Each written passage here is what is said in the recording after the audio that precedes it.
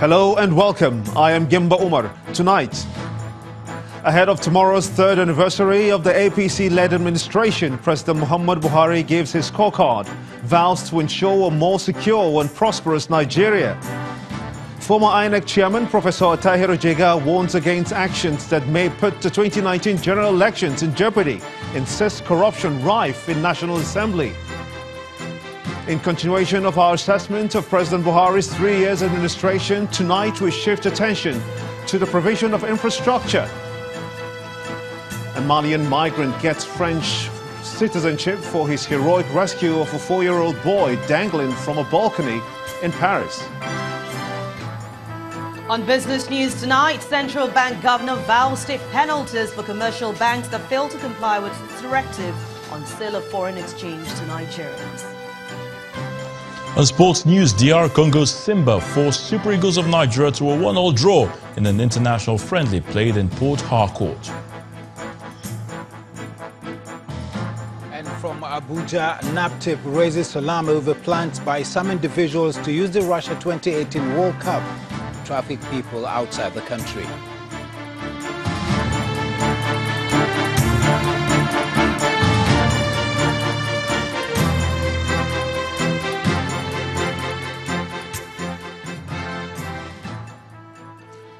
We begin tonight with the president's call on Nigerians to keep faith with his government as it continues to fight against corruption at all levels.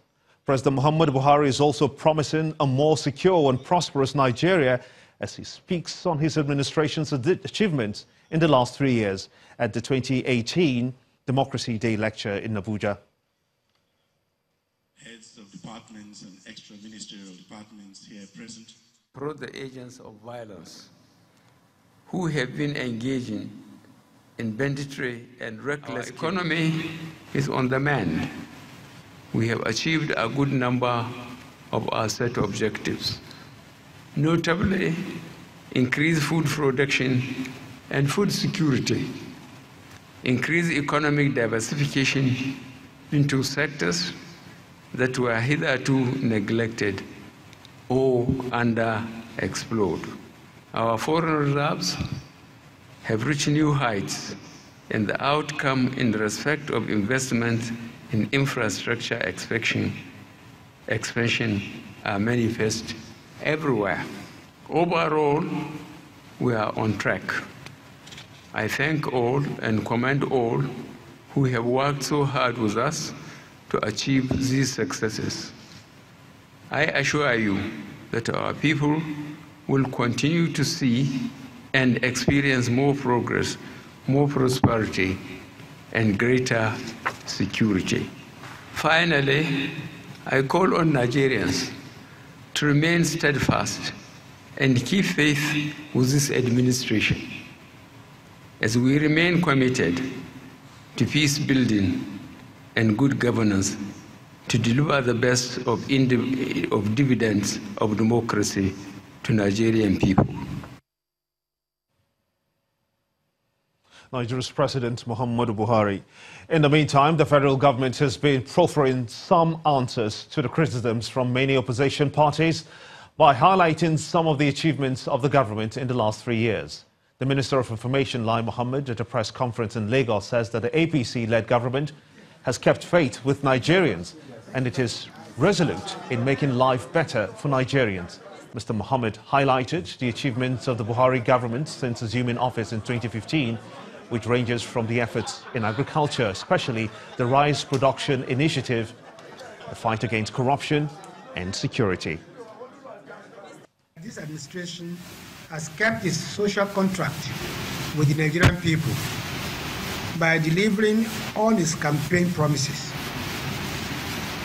We are putting our nation on the path of sustainable growth and development, diversifying our economy like never before, tackling corruption at its very core, and devising creative measures to secure lives and property. After just 3 years, Nigeria is rising again like a phoenix from the ashes of years of massive looting of the national treasury, misgovernance, and crashed oil prices. Under the able, focused, and patriotic leadership of President Muhammadu Buhari, this administration has recorded many firsts in so short a time. Achievements that are beginning to impact positively on the lives of Nigerians. While the APC government continues with proffering of answers to some criticisms from other opposition parties, the main opposition party, the PDP, says that it is not impressed by the actions and activities of the All Progressives Congress and the federal government for what it describes as violation of tenets of democracy and trampling on citizens' rights. The party is also challenging the presidency and the ruling All Progressives Congress to account for the over 10 trillion naira public funds allegedly stolen by the APC leaders and members of an alleged cabal in the presidency. According to the statement from the National Publicity Secretary of the PDP, Kola Ologbodiyan, his party also wants the presidency to address Nigerians on a leaked memo allegedly detailing corrupt oil contracts to the tune of 9 trillion naira at the Nigerian National Petroleum Corporation, the NNPC, and the Ministry of Petroleum Resources under the direct supervision of the president. The PDP is also asking the presidency and the APC to explain to Nigerians why no panel of inquiry has been set up to address the issues of abuse of rights, alleged extrajudicial killings, and bloodletting in various parts of the country. And still talking about the 2018 Democracy Day, INEC former chairman Professor Tahiru Jega believes that the recent violence recorded during party congresses in the country portends danger ahead of the 2019 general elections if left unchecked. Professor Jega says that cases of hate speech and delay in the passage of the electoral and legal framework are capable of eroding credibility and the threatening of elections next year.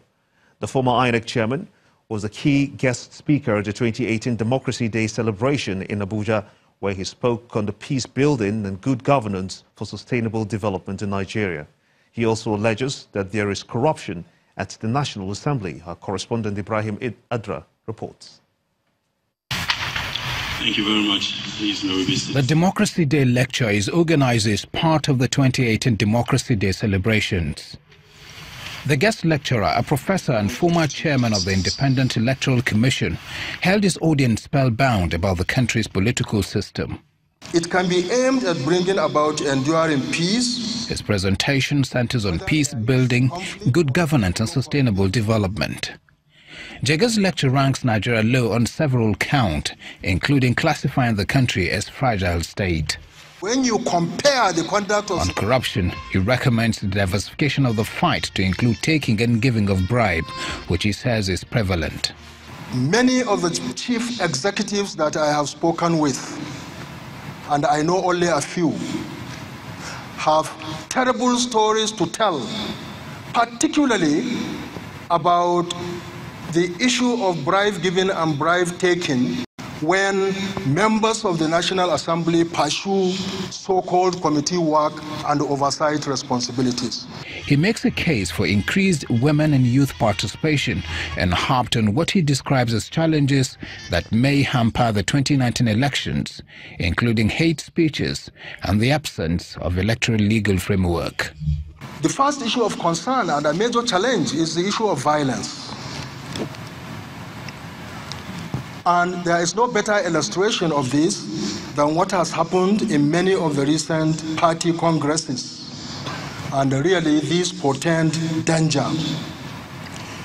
If political parties cannot organize their internal elections peacefully, how can they engage with other parties with civility in the general elections? In Jega's opinion, only good democratic governance will conquer the challenges of making Nigeria more peaceful, just and inclusive. In their messages, leaders of the National Assembly call for avoidance of dictatorship and vigilance in defense of Nigeria's democracy. I am hopeful for the future, but as we do that, we should not take our democracy for granted. We must work hard. because as said, it is fragile. It is very fragile.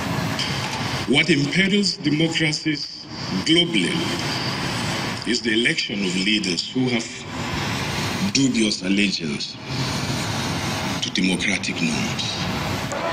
It is the opinion of all those who spoke at this Democracy Day lecture that Nigeria does indeed have reasons to celebrate in spite of its challenges. However, the comments of the guest lecturer are comments that will generate a lot of interest in days to come, especially the allegation that the National Assembly members, some of them, are engaged in bribery and corruption. From the International Conference Center in Abuja, Ibrahim Adra, Channels Television News.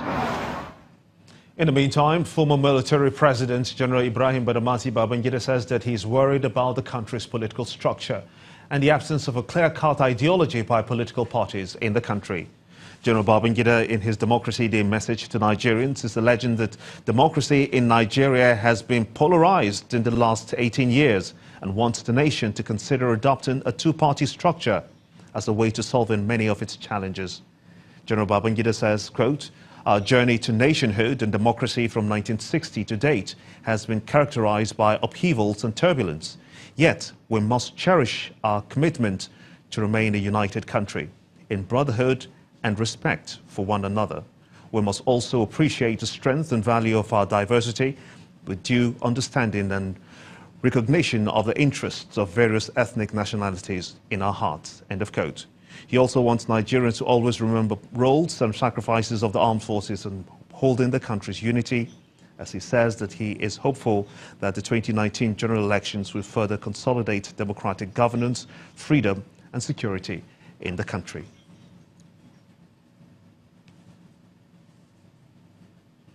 Members of the new PDP in the All Progressives Congress met with Vice President Yemi Osinbajo at the State House in Abuja today.